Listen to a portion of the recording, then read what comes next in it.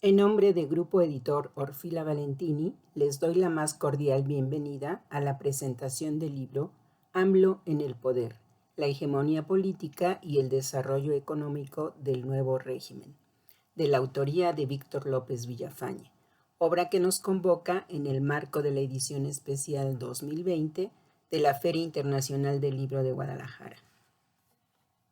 Víctor López Villafañe es egresado de la Universidad Nacional Autónoma de México con estudios de posgrado en la Universidad de Tsukuba en Japón. En México fue profesor en la UNAM y en el Tecnológico de Monterrey. Actualmente es profesor del doctorado en Estudios del Desarrollo de la Universidad Autónoma de Zacatecas. En 2008 participó como investigador visitante en la Academia de Ciencias Sociales de Beijing para desarrollar un proyecto sobre el futuro de China. Conferencista y profesor en prestigiadas instituciones como la Universidad de Tokio, la Universidad de Nanzan, la Universidad Aoyama Gakuin en Japón, la Universidad Normal de Beijing y Fudan en China, así como la Universidad de Macao. En Canadá, en las universidades de la Columbia Británica, York y Toronto. En Estados Unidos ha sido invitado como conferencista a la American University y en 2009 en la Universidad de Harvard dictó una conferencia sobre Asia. Autor de 12 libros y más de 70 artículos y capítulos de libros publicados en México y otras partes del mundo. Entre sus principales distinciones se menciona el haber recibido la beca Fulbright, otorgada por el gobierno de Estados Unidos en 1991. Y por el gobierno de Japón le fue conferida la Orden del Sol Naciente en grado de rayos de oro con collar de listón en 2017 por las contribuciones de toda su obra. Vamos a iniciar la presentación del libro y para ello establecimos como una forma de diálogo con el autor la dinámica de preguntas y respuestas, con la intención de hacerla más amena. Me da mucho gusto saludarte, Guadalupe Ortiz, que es la directora de la editorial Orfila Valentini, quien amablemente ha puesto toda su capacidad y esfuerzo para elaborar este libro, AMLO en el poder. Y muy contentos de poder dirigirme al auditorio, en este caso virtual, en esta nueva Feria Internacional del Libro de Guadalajara. Víctor, ¿cuáles fueron tus principales motivaciones para escribir este libro sobre Andrés Manuel López Obrador? Mira, Guadalupe, indudablemente la política mexicana ha estado dentro de las líneas de investigación que yo he desarrollado ya desde hace muchos años. Tú has de saber, conoces muy bien mi obra sobre el sistema político mexicano. Lo que es interesante es que esa obra del sistema político mexicano, que ha tenido varias ediciones y lo actualicé en el 2016, lo que es interesante es que aparece López Obrador a partir de la década de los 90. Mi libro se imprimió la primera edición en 86 y prácticamente no hay una sola mención de López Obrador. En cambio, en esta actualización que hice de mi libro Sistema Político Mexicano, para el 2016, López Obrador es el político más importante en la historia moderna política de México, ¿no? Es impresionante la carrera política de López Obrador.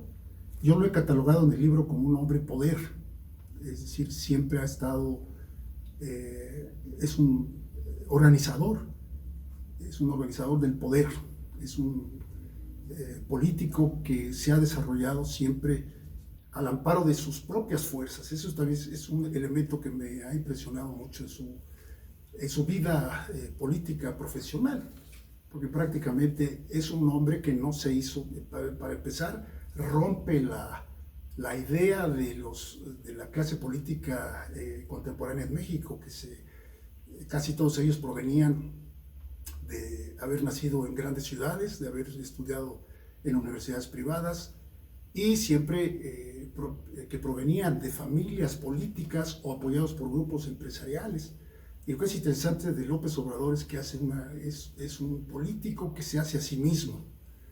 ¿no? Los americanos tienen la palabra del self-made man, ¿no? Entonces, es muy impresionante la biografía política de López Obrador como un hombre de poder, ¿no? Lo que podemos analizar, que es parte de los desarrollos, sobre todo en el primer capítulo de la obra, es todo una congruencia. Me ha impresionado mucho. Yo ya sabía, digo, como vuelvo a repetir, es el político más importante de México en los últimos 30 años, pero ya entrar al detalle de toda su actuación es impresionante la congruencia en sus ideas y en sus proyectos, ¿no? Desde que empieza allá en las campañas de Carlos Pellicer en Tabasco, ocupando después diversos cargos en Tabasco, pero después como presidente del PRD, después como jefe de gobierno de la Ciudad de México.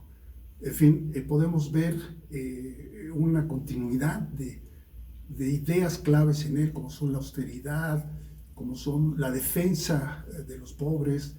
Hay que recordar que Tabasco trabajó en los programas de ayuda a los indígenas, y muchos de sus programas que siguen vigentes se experimentaron desde Tabasco, como son el crédito a la palabra, la ayuda a la producción agrícola, y hay que recordar que también fue promotor de asambleas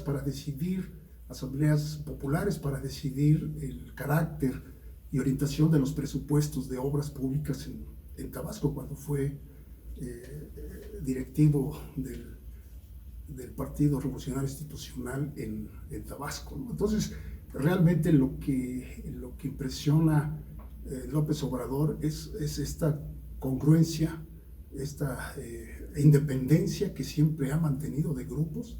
Interesante nada más señalarte, Guadalupe, que por ejemplo él al PRD ingresa no con las famosas tribus, él ingresa por su capacidad de haber organizado en Tabasco movimientos muy fuertes, populares, que le dieron ya una característica nacional a su liderazgo, ¿no? Entonces, esa fue una de mis motivaciones más importantes, ¿no? Adentrarme en estas características y estos rasgos de un político tan importante en la historia moderna de México, ¿no? Como López Obrador, que sin lugar a dudas, cuando se escriba la historia política de estos 30 años, seguramente aparecerá como uno de los grandes líderes políticos de México de esta época. ¿Cómo caracterizas a este régimen de la 4T? Mira, es un nuevo régimen desde mi punto de vista, el que encarna López Obrador, ¿no? Es una coalición de fuerzas que empujan la política y la economía en una dirección diferente a como se había llevado en el país en los últimos 30, 40 años. Entonces, yo lo caracterizo como una coalición. En el libro uso el concepto de bloque en el poder para señalar que son facciones que se unen en el proyecto de López Obrador, pero López Obrador, su facción, que es, desde mi punto de vista, es una facción que tiene un hilo que, como él lo ha señalado en innumerables ocasiones, viene de las corrientes liberales, revolucionarias y del cardenismo. Es interesante anotar el hecho de que él nunca se definió como comunista ni como marxista. Él siempre se ha definido como un nacionalista, y efectivamente esa es una corriente de esa facción, ¿no? Que recupera el discurso, la narrativa del nacionalismo revolucionario. Y lo que es interesante es que en este nuevo bloque en el poder, López Obrador aglutina, digamos, lo que serían fuerzas de izquierda, en el sentido clásico de lo que uno entiende por izquierda, pero también, y eso me parece a mí muy, muy importante, conserva facciones del neoliberalismo, principalmente el capital financiero, ¿no? Y lo que podríamos denominar la burguesía nacionalista progresista en el país, para usar más bien un término maoísta, ¿no? La idea entonces es de una coalición de fuerzas nuevas que se aglutinan teniendo como eje a la facción y el liderazgo de López Obrador, ¿no? Yo creo que para mí es una característica y un rasgo distintivo del gobierno de López Obrador, y creo que en cierta medida es una continuación de estos hilos, ¿no? Estos hilos que, digamos, el más cercano pues, sería el cardenismo, ¿no? Que en muchas medidas su proyecto económico tiene que ver con el desarrollo del propio proyecto de López Obrador. Así es que yo creo que es lo interesante de este nuevo régimen, es eso, ¿no? Que aglutina a una nueva corriente de diversos sectores. Y eso es nuevo, ¿no? Eso sí, fue nuevo en la elección de 2018, que no aparece en la elección de 2016 ni en la elección de 2012. Es decir, la aquiescencia de grupos empresariales, digamos, que están participando con él, ¿no? Aunque a veces de manera contradictoria y conflictiva. Lo que es interesante aquí es que este nuevo régimen de López Obrador sí desplaza, y eso es muy importante, desplaza a la facción, digamos, capitalista, neoliberal, extractivista y corrupta, ¿no? Ese es digamos, el elemento central, y es la disputa y el conflicto más importante, y de lo cual pues, se deriva en gran medida todo el núcleo de opositores a el gobierno de López Obrador, ¿no? Este grupo ampliamente identificado en el país, tanto en el gobierno como en empresas que se ligaban a través de contratos y a través de una serie de elementos de corrupción con los sucesivos gobiernos neoliberales que están operando en este país desde la década de los 80 del siglo pasado. ¿En qué consiste su proyecto económico? Mira, Guadalupe, el proyecto económico de López Obrador es un proyecto que yo creo que ha estado presente otra vez desde que ha formulado sus ideas sobre cómo desarrollar al país, ¿no? Y yo creo que el fundamento conceptual en los programas económicos de López Obrador es el recuperar el papel del Estado como promotor del desarrollo. Yo esta categoría la he trabajado muchísimo en mis estudios sobre desarrollo económico en los países del este de Asia, especialmente Japón, Corea y China, con altos crecimientos que usaron el Estado para promover industrializaciones muy intensivas, ¿no? Entonces yo creo que López Obrador, y si uno ve sobre todo el proyecto de Nación de 2018, previo a las elecciones de ese año, uno puede encontrar ahí la definición y el desarrollo de este concepto de el Estado, utilizar el Estado como promotor del desarrollo, y usar algo muy interesante que anoto en mi texto, en mi obra, es que López Obrador se encuentra con un presupuesto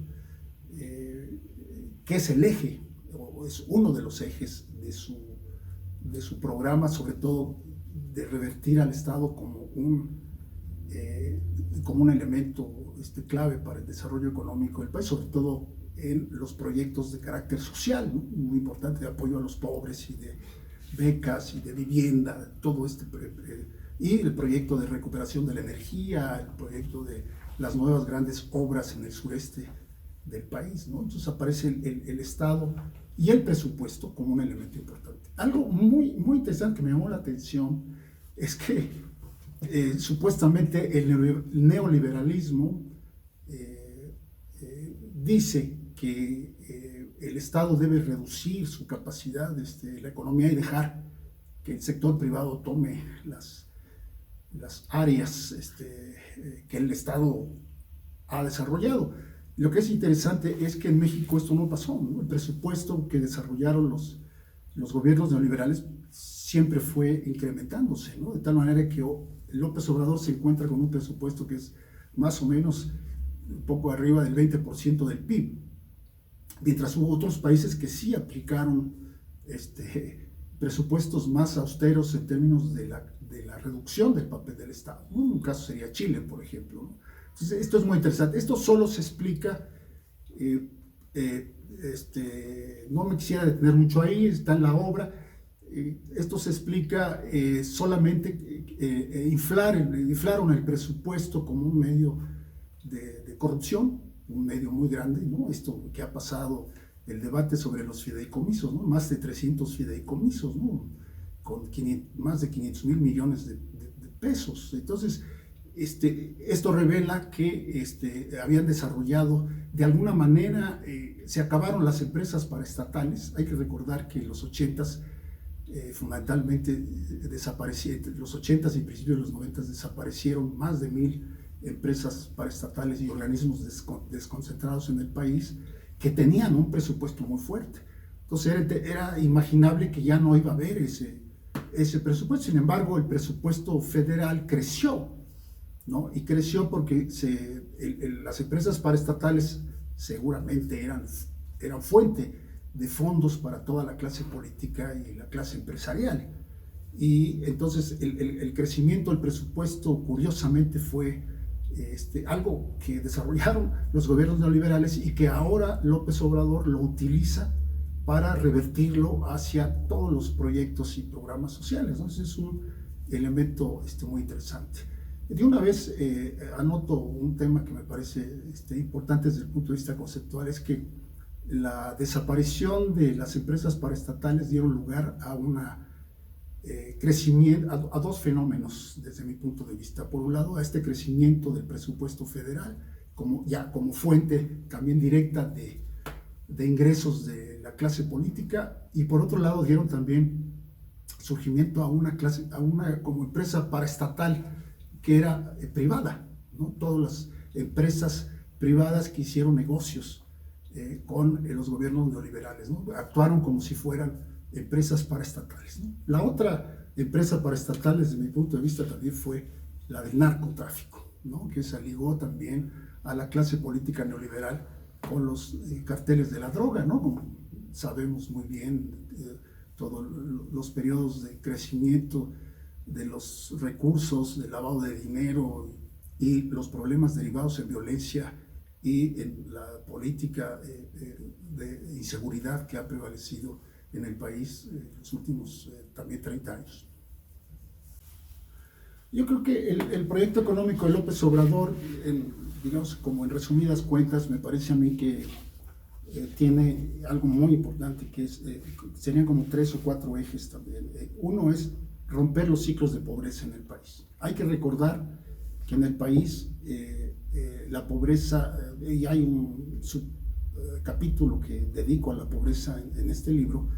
Hay que recordar que cuando Cárdenas toma el poder en 1834, la pobreza en México era alrededor del 80-90% de toda la población mexicana era pobre, ¿no? Y los proyectos de Cárdenas hicieron que en los próximos 30 o 40 años la pobreza bajara en un 30%, o sea, se quedó ahí en un 50%. Durante todo el tiempo de los neoliberales, la pobreza en algunos periodos aumentó, en otros bajó un poco, pero no se ha resuelto. O sea, el problema de la pobreza sigue siendo un problema de extrema gravedad para el país. Yo he estudiado las economías de alta industrialización, y prácticamente Japón, China, Corea tuvieron como un fundamento esencial el reducir los porcentajes de pobres en sus países. O sea, no puede haber desarrollo de un país si hay pobres, ¿no? Recuerdo el libro que yo leía de estudiante del profesor Enrique Padilla Aragón, México, Desarrollo con Pobreza, ¿no? Que se escribió, creo que a fines de los 60 del siglo pasado, principios de los 70. El otro eje, creo, es la famosa trampa de los salarios bajos, ¿no? Yo creo que el proyecto López Obrador es un proyecto que pretende, y ojalá se logre, porque es otro elemento importante, terminar con los ciclos interminables de salarios bajos en el país, porque eso impide que haya reestructuraciones industriales, ¿no? Que el país siempre tenga trabajos poco remunerados y por lo tanto industrias de bajo contenido tecnológico, ¿no? Y el otro tiene que ver con esto, que es extinguir el modelo maquilador, ¿no? Que en México prácticamente se ha quedado, ha sido un elemento casi estructural de la economía mexicana, con poco arrastre en la industria endógena del país, ¿no? Es otro elemento muy importante, con estas economías que crecieron mucho en Asia, ¿no? Que tuvieron maquiladoras, pero fueron usadas para una etapa en las que pudieron atrapar cada vez porciones mayores en las cadenas de exportación, ¿no? Entonces, en el proyecto de Nación es muy interesante, hay un apartado dedicado a la necesidad del desarrollo de la industria nacional para proveer de mayores componentes a la industria mexicana, ¿no? Recientemente el presidente del Consejo Coordinador Empresarial, en una reunión en la mañanera con López Obrador, anunció, a propósito de los programas de apoyo de la empresa privada a las obras de infraestructura, mencionó una cosa que me parece muy importante. Él mencionó la necesidad de que las empresas mexicanas participen más en las cadenas de proveeduría de la exportación de México. Entonces, yo creo que el proyecto está enunciado. Claro que el problema del proyecto es que se hizo antes de que tuviéramos la pandemia y esta crisis económica que ha modificado el entorno, pero yo creo que son ideas que estaban en el proyecto de Nación y que deben ser retomadas para desarrollar el país tal como lo pretende López Obrador. ¿Quiénes son sus opositores y por qué se oponen? Bueno, como yo había mencionado anteriormente, ¿no? El régimen de López Obrador desplaza a grupos muy poderosos dentro del país, ¿no? Desplaza a grupos muy poderosos dentro del país que son esta empresa paraestatal privada, ¿no? Que subsistía fundamentalmente, y pues toda la clase política que fue desplazada. Y no estamos hablando de cualquier cosa, digo, son grupos que defienden intereses muy poderosos sobre todo a escala nacional, ¿no? Porque López Obrador ha sido muy hábil neutralizando sobre todo los grupos que podrían ser opositores desde el punto de vista externo, sobre todo los Estados Unidos, al que me voy a referir al ratito. Así es que son estos grupos principalmente los que se oponen, los que se han opuesto. O sea, es también muy interesante. Yo digo que López Obrador es ya como un algoritmo, ¿no? Ya, es que esto no es nuevo. O sea, la oposición a López Obrador, como sabemos, es prácticamente una oposición desde fines de los 80 del siglo pasado, principios de los 90, ¿no? Si hay una oposición, hay que recordar cuando fue jefe de gobierno de la Ciudad de México, exactamente, que por cierto hay un capítulo en mi libro que examina su funcionamiento de gobierno en la época que tuvo la jefatura acá del gobierno de la Ciudad de México. Así es que son los que se oponen, ¿no? Se han opuesto, fueron los que lo catalogaron de un peligro para México, son los que... Lo que me parece muy importante destacar es que no es la oposición actual a López Obrador como la que tuvo antes, son oposiciones planeadas. Yo he estudiado historia político mexicano y esto no hay nada espontáneo contra López Obrador, ¿no? Realmente si ustedes se dan cuenta, prácticamente a cada... Y el objetivo principal de estas oposiciones es, sobre todo ahora que es presidente del país, pues es mermar, es fastidiar, hostigar y tratar de manchar, ¿no? la legitimidad y, desde mi punto de vista, la enorme popularidad que tiene López Obrador. Entonces me parece a mí que, si ustedes ven, hay casi un plan constante, ¿no? A un éxito de López Obrador viene sacan algún video o sacan promueven alguna expresión en un periódico extranjero o se unen los periódicos nacionales. Es decir, desde mi punto de vista, hay una oposición organizada, planeada, ¿no? Lo que pasa es que López Obrador, pues, es un tipo que tiene una madurez, una capacidad impresionante y sobre todo algo que también menciono en el libro, ¿no? Hay que entender que la hegemonía política, uno de los componentes es el dominio ideológico, ¿no? Y quizá las mañaneras son ese vehículo, ese instrumento que utiliza López Obrador para debatir y para mantener y para subrayar los factores y elementos de su programa político, de su programa económico. Y yo creo que el debate ideológico va a seguir siendo un elemento muy importante, ¿no? Así es que yo creo que López Obrador conoce muy bien, ¿no? Tiene un conocimiento pleno de estos grupos. Entonces me parece a mí que tiene la enorme capacidad y los conoce muy bien. Ese es otro elemento muy importante. Yo creo que nadie en el país está mejor informado y tiene la capacidad de conocer a todos los grupos, a todos los personajes. Es impresionante cómo se refiere a los personajes y las ligas que tienen y que producen. Entonces él mismo, por eso decía que él mismo es un hombre poder, porque entre otras cosas tiene él mismo, a él no le dan la información, él mismo tiene toda la información adquirida en todos estos años, decenios de luchas políticas, ¿no? Y de conocimiento de todos los grupos políticos, tanto los que se lo opusieron como los que estuvieron con él y en algunos casos lo abandonaron o lo traicionaron. ¿Algo más que quisieras destacar de tu libro sobre AMLO? Sí, yo creo que terminaría diciendo que me ha impresionado mucho, y en el libro está reflejado dos características de él que es difícil a veces encontrar en los políticos, por lo menos en México, y yo creo que en muchas partes del mundo, que es un político eficaz. O sea, lo que se propone lo logra, ¿no?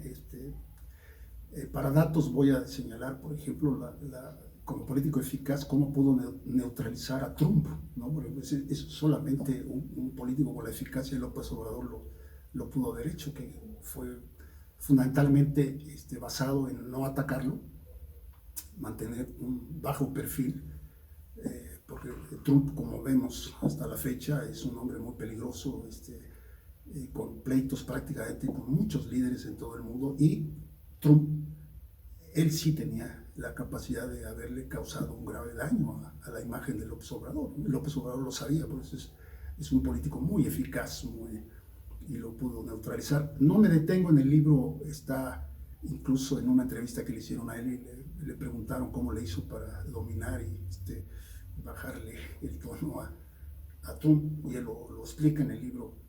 Está indicada la narrativa que el propio López Obrador señala al respecto.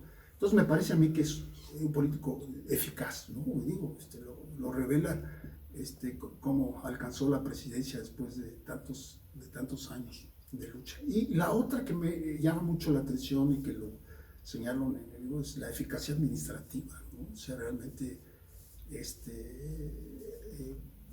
ha sido un hombre que trae los datos en la cabeza, ¿no? De los millones que se dedican para tal cosa, para otra cosa.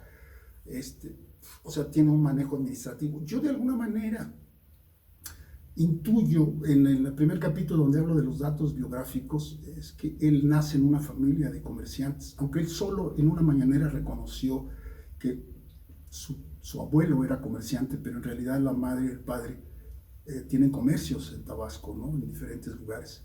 Y yo creo que eso lo marcó a él, porque eran pequeños comercios medianos de ropa y de víveres.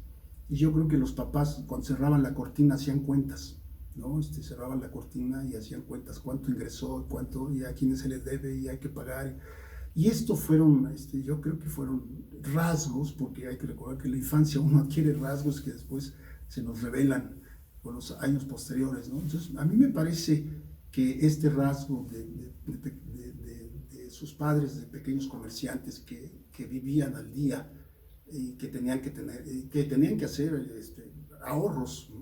Una austeridad para poder seguir progresando, creo que lo marcaron, ¿no? Entonces me parece a mí que esos son elementos que yo destacaría. Me ha impresionado mucho, por supuesto, la autonomía, la independencia que ha tenido de grupos políticos, de grupos empresariales, incluso de grupos externos, ¿no? Y también señalar, antes de terminar, que creo que es un hombre, de lo personal, con una muy alta autoestima, ¿no? Y eso es, yo creo que, y perseverante. Yo creo que, entre otras cosas, yo creo que la clase política de este país, sobre todo, lo detesta por estos rasgos, que no son de la clase política tradicional en México, ¿no? El que no sea corrupto, el que sea perseverante, el que no dependa de grupos, el que tenga una alta autoestima, ¿no? Pues yo creo porque me da la impresión de que estos son los rasgos por los cuales lo ataca más la clase política en México, porque es como un mexicano que no es, que vino de otra esfera a hacer política en México, ¿no? Y finalmente, Guadalupe, Ortiz, decirte que estamos en medio de grandes crisis, la pandemia, lo que viene, una crisis, están anunciando que lo que viene es las crisis de insolvencias, por eso también muy atinado que López Obrador no haya endeudado el país, porque ya el FMI, pero algunas otras lecturas que he hecho de grupos de análisis, están hablando que lo que sigue después de la pandemia o con la pandemia van a ser las insolvencias, ¿no? Y vamos a continuar en periodos de crisis. Y creo, me parece a mí que entonces el proyecto de López Obrador, y hay una crisis enorme del capitalismo mundial, estamos en medio de eso, ¿no? Una gigantesca crisis sanitaria que es parte de toda la depredación de los recursos de la tierra, y entonces yo creo que esto es, me parece a mí que el régimen de la Cuarta Transformación pues es un acomodo de lo que pueden ser los nuevos capitalismos periféricos, ¿no? No me parece y con eso, es más, el epílogo de mi obra termina haciendo análisis sobre el futuro del mundo y dónde podría quedar la Cuarta Transformación, ¿no? En resumidas cuentas, pensamos que presentar una obra que ayude a entender y a perfilar desde nuestro punto de vista lo que ha sido la gestión, la lucha y por supuesto el legado que seguramente está ya dejando un hombre con las características que he mencionado y subrayado como es López Obrador. Y finalmente pues agradecerte de nuevo, Guadalupe Ortiz, somos amigos desde hace muchísimos años, decir que esta obra también surgió un poco, lo menciono en el prólogo del libro, fue de alguna manera, se fue haciendo casualmente, y ahí en una plática contigo de manera informal, pensamos que se podía hacer una obra sobre el gobierno de López Obrador, y entonces a partir de ese momento, que fue en el 2018, 19 por ahí, de hecho lo digo, iba a salir la obra, iba a salir, como tú sabes, bien en enero, al primer año de gobierno de López Obrador, pero vino la pandemia y entonces ahora en la obra hay un capítulo extra, que es el capítulo sobre el análisis mío sobre la pandemia y sobre la crisis económica y las medidas de López Obrador, sobre las que ya no pude ahora decir mucho, pero invito al público entonces a que amablemente pueda leer esta obra y entonces iniciar un debate y una discusión sobre el futuro político y el futuro económico de México. Entonces no me resta más que agradecerte, Guadalupe, y a tu editorial por esta oportunidad para lanzar esta obra.